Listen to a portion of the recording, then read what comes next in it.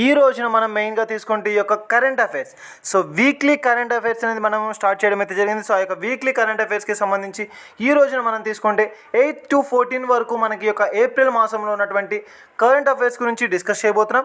So చూడండి, మనకు వచ్చేసరికి ఈ రోజున దేశంలోనే మొట్టమొదటి రాష్ట్రంగా అని చెప్పే ఒక అంశంతో మనకి ఈ రోజున నిలవడం అయితే జరిగింది. ఏంటి అంటే వెస్ట్ బెంగాల్.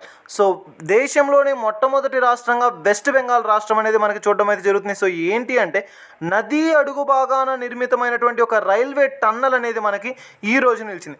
హుగ్లీ నది అడుగున చాలా ఇంపార్టెంట్ అండి. మనకి యొక్క నదులకు సంబంధించి యొక్క వివిధ రకాలైన అంశాలు ఏవైతే ఉన్నాయో అవి కీ పాయింట్స్ అని చెప్పవచ్చు.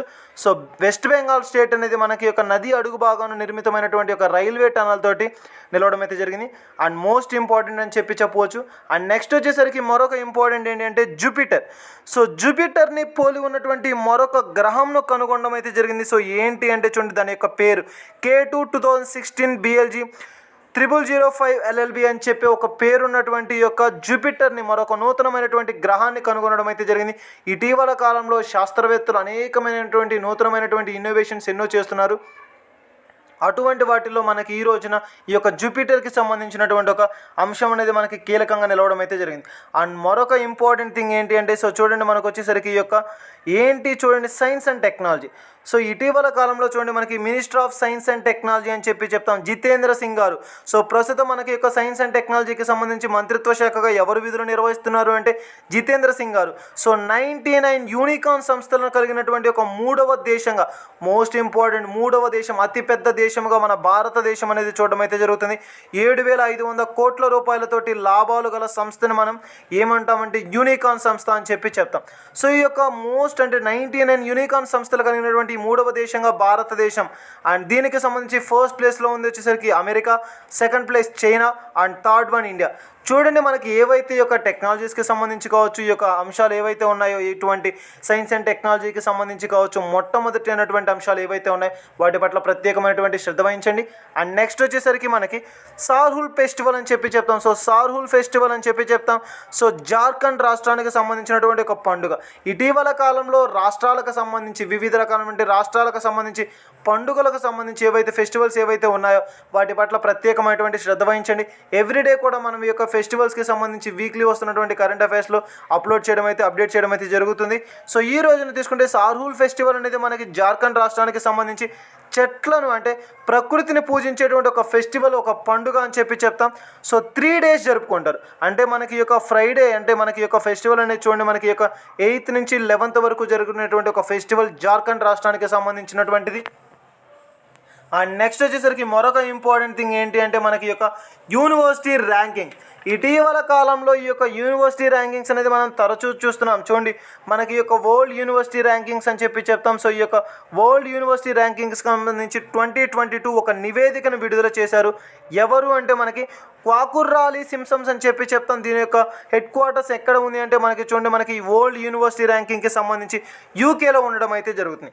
సో దీంట్లో మనకి మొట్టమొదటి స్థానంలో నిలిచినటువంటి యొక్క university Massachusetts Institute of Technology, and next వచ్చేసరికి Oxford university, and third Stanford university. So ఈ విధంగా వివిధ రకాలైనటువంటి యూనివర్సిటీస్ అనేది మనకి టాప్ ప్లేసెస్లో నిలిచినటువంటి యూనివర్సిటీస్ ఏవైతే ఉన్నాయో వాటి పట్ల ప్రత్యేకమైనటువంటి శ్రద్ధ వహించండి. ముఖ్యంగా చూడండి, మనకి యొక్క ఏవైతే ఉన్నాయో అగ్రికల్చర్స్కి సంబంధించి కావచ్చు యూనివర్సిటీస్, వీటి పట్ల ప్రత్యేకమైనటువంటి శ్రద్ధ వహించండి.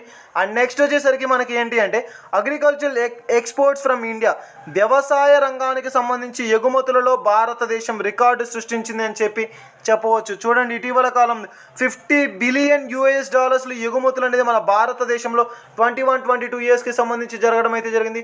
చాలా అధిక స్థాయిలో జరిగాయని చెప్పవచ్చు. సో ఈ విధంగా తీసుకుంటే $50 బిలియన్ మన యొక్క భారతదేశానికి సంబంధించినటువంటి ఎక్స్పోర్ట్స్ అయితే జరగడం అయితే జరిగింది అని వెలువరించడం అయితే జరిగింది. సో చూడండి, అగ్రికల్చర్ ఫార్మింగ్కి సంబంధించి ముఖ్యంగా వ్యవసాయ రంగానికి సంబంధించినటువంటి అంశాలు ఏవైతే నిలుస్తున్నాయో అటువంటి అంశాల పట్ల ప్రత్యేకమైనటువంటి శ్రద్ధ వహించండి. ఎందుకంటే ఇటీవల కాలంలో ఈ యొక్క ఏవైతే ఉన్నాయో వ్యవసాయ రంగానికి సంబంధించినటువంటి అంశాల పట్ల ఎక్కువగా కూడా మనకు క్వశ్చన్స్ అయితే అడగడం జరిగింది. అండ్ నెక్స్ట్ వచ్చేసరికి మనకి ఏంటంటే యునెస్కో. సో చూడండి, యునెస్కోకి సంబంధించి భారత్ అనేది మనకి 72,124 అమెరికన్ డాలర్ల ఫండ్ను అయితే మనకి మంజూరు చేయడం అయితే జరిగింది. సో ఎందుకు అంటే యువజన క్రీడా వ్యవహారాల మంత్రిత్వ శాఖ so doping, most important doping నిర్మూలన కొరకు కేటాయించబడినటువంటి ఒక మనకి యొక్క ఫండ్ అని చెప్పవచ్చు. సో మోస్ట్ ఇంపార్టెంట్ అండి మనకి యొక్క ఫండ్స్కి సంబంధించి యునెస్కో సంబంధించి యుఎన్ఓ మనకి ఏవైతే ఉన్నాయో సో ఈ యొక్క యుఎన్ఓకి సంబంధించినటువంటి దానికి సంబంధించినటువంటి అధికారానికి సంబంధించినటువంటి ఏవైతే మన వాటి పట్ల ప్రత్యేకమైనటువంటి శ్రద్ధ వహించండి. ఇది మనకి యొక్క యుఎన్ఓకి సంబంధించినటువంటి అంశాలు. అండ్ నెక్స్ట్ వచ్చేసరికి కుతిరాన్ టన్నల్. సో కుతిరాన్ టన్నల్ దక్షిణ భారతదేశంలో ఫస్ట్ టన్నల్ అండ్ అదేవిధంగా తీసుకుంటే కేరళ ఫస్ట్ టన్నల్ అండ్ అదేవిధంగా దక్షిణ భారతదేశంలోనే అతి పొడవైన టన్నల్. అండ్ మరొక విధంగా తీసుకుంటే కేరళలో నిర్మాణ దశలో ఉందని చెప్పవచ్చు. It is a twin tube tunnel. దీని యొక్క ప్రత్యేకత ఏంటి అంటే ట్విన్ ట్యూబ్ టన్నల్ అని చెప్తాం. ఇది మనకి నేషనల్ హైవే 544 మీద నిర్మించనున్నారని వివరించడం అయితే జరిగింది. సో ఇది మనకి యొక్క అంశానికి సంబంధించి. అండ్ అదేవిధంగా తీసుకుంటే మరొక ఇంపార్టెంట్ సంబంధించి చూస్తే మనకి అంతరిక్షానికి సంబంధించి. సో ఏంటి మనకి యొక్క అంతరిక్షానికి సంబంధించి ఇటీవల కాలంలో చూసాం. ఈ యొక్క అంతరిక్షానికి సంబంధించినటువంటి స్పేస్కి సంబంధించినటువంటి వివిధ రకాలైన అంశాలను మనం తరచూ కూడా చూస్తున్నాం.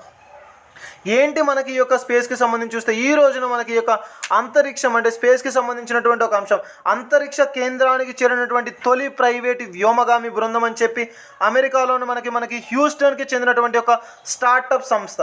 సో ఈ విధంగా మనకి యొక్క ఇటీవల కాలంలో ఈ యొక్క మెయిన్ ఇంపార్టెంట్ థింగ్కి సంబంధించి స్పేస్కి సంబంధించి చూసాం. ఈ రోజున తీసుకుంటే స్పేస్ అంతరిక్ష చెత్త అని చెప్తున్నాం. ఇటీవల కాలంలో మనం చూస్తే ఈ యొక్క వివిధ రకాలైనటువంటి ఏవైతే ఉన్నాయో స్పేస్కి సంబంధించినటువంటివి పంపించేటువంటివి వివిధ రకాలైనటువంటి స్పేస్ రీసెర్చ్ ఇన్స్టిట్యూట్స్కి సంబంధించినటువంటి వారి శాస్త్రవేత్తలు ప్రయోగించినటువంటి రాకెట్స్ కావచ్చు, ఇవన్నీ కూడా కొంతకాలం తర్వాత వేస్టేజ్గా అక్కడ తిరుగుతూ ఉండడం అయితే జరిగింది.